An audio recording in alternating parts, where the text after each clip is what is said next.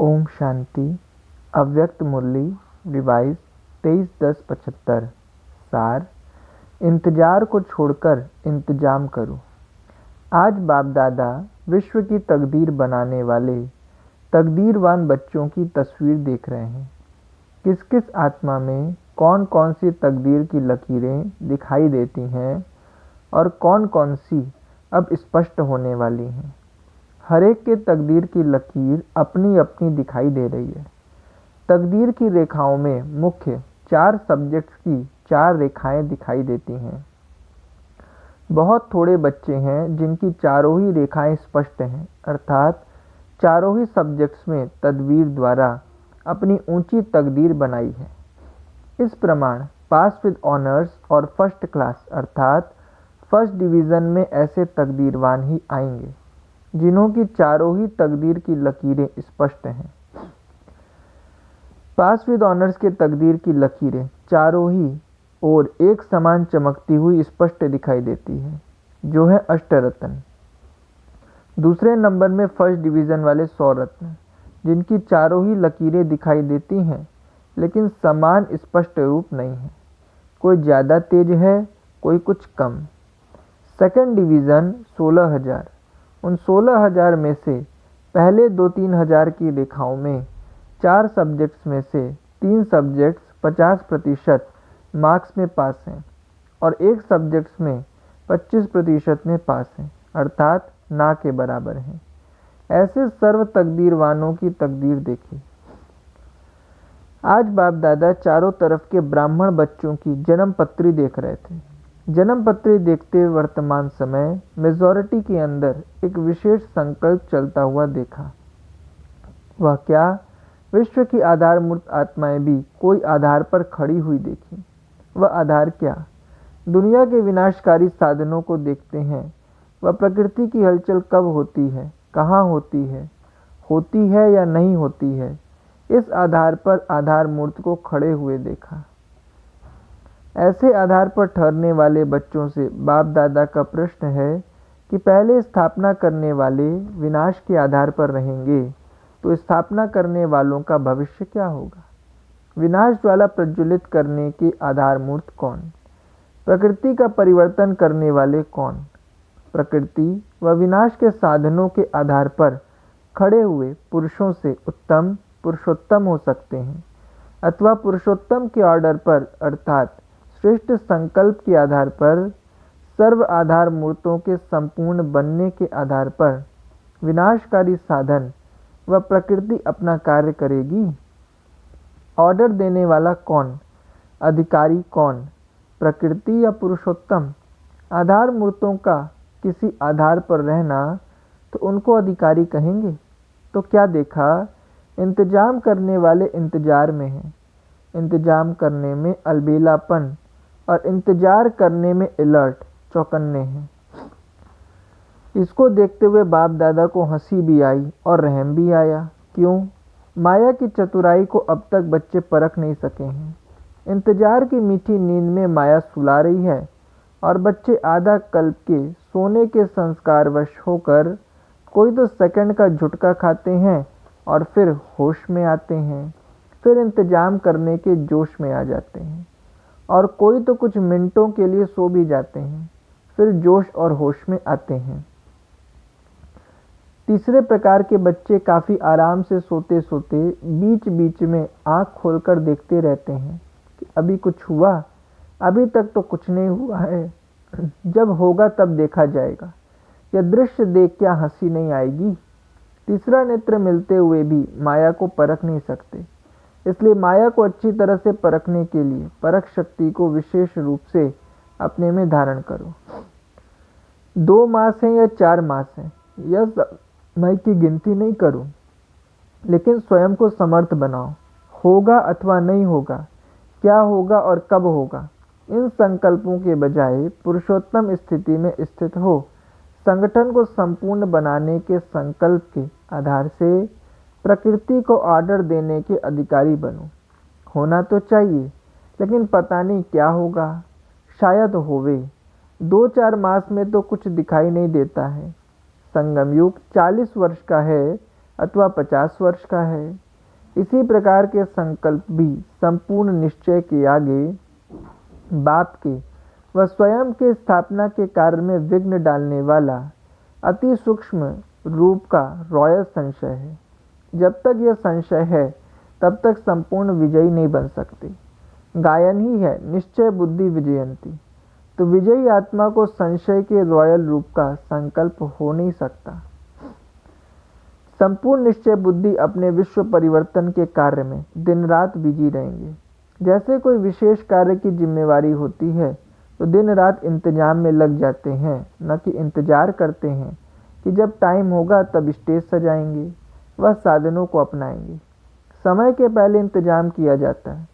तो विश्व के परिवर्तन की जिम्मेवारी यह भी परिवर्तन समारोह अभी मनाने का है। सर्व आत्माओं को अपने अपने अनुसार सतो प्रधान बनाने का व बाप का परिचय देने का विशाल विश्व का सम्मेलन करना है। इसके लिए पहले से ही आपको अपनी स्थिति की स्टेज बनाने का इंतजाम करना है या उस समय करोगे।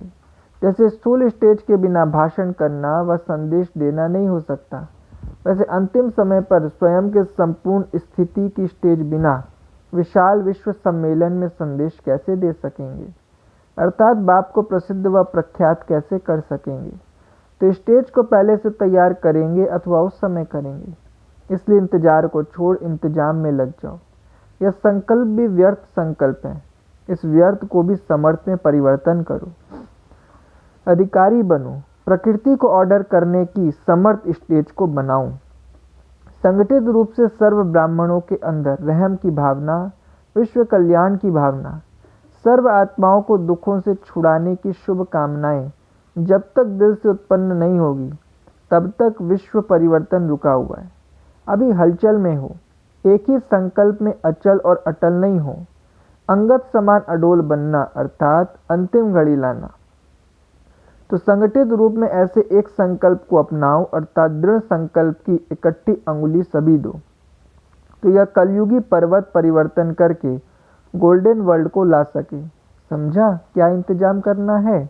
अच्छा, सदा एक संकल्प में अंगत समान अचल रहने वाले संपूर्ण निश्चय बुद्धि, हर संकल्प बोल और कर्म में सदा विजयी, ऐसे अधिकारी बच्चों को याद प्यार और नमस्ते।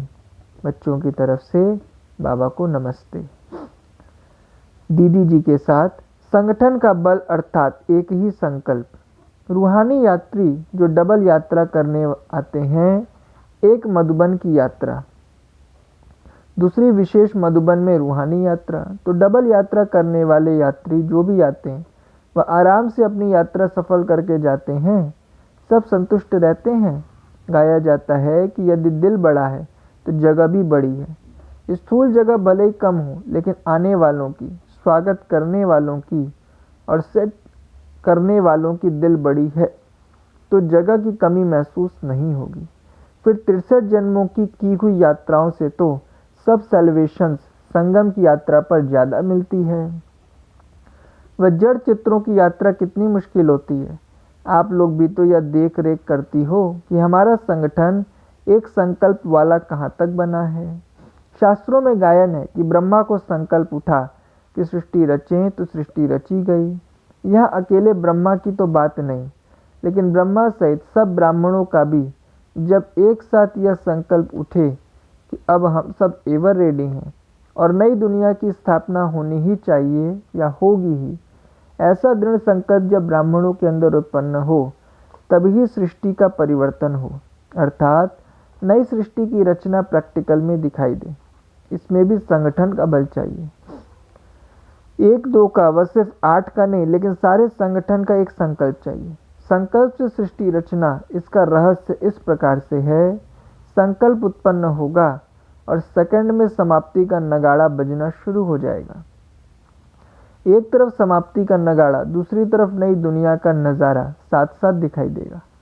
यहाँ ही विनाश की अति होगी और वहाँ ही जलमई के बीच चारों ओर विनाश में एक हिस्सा धरती और बाकी 3 हिस्सा तो जलमई होगी ना।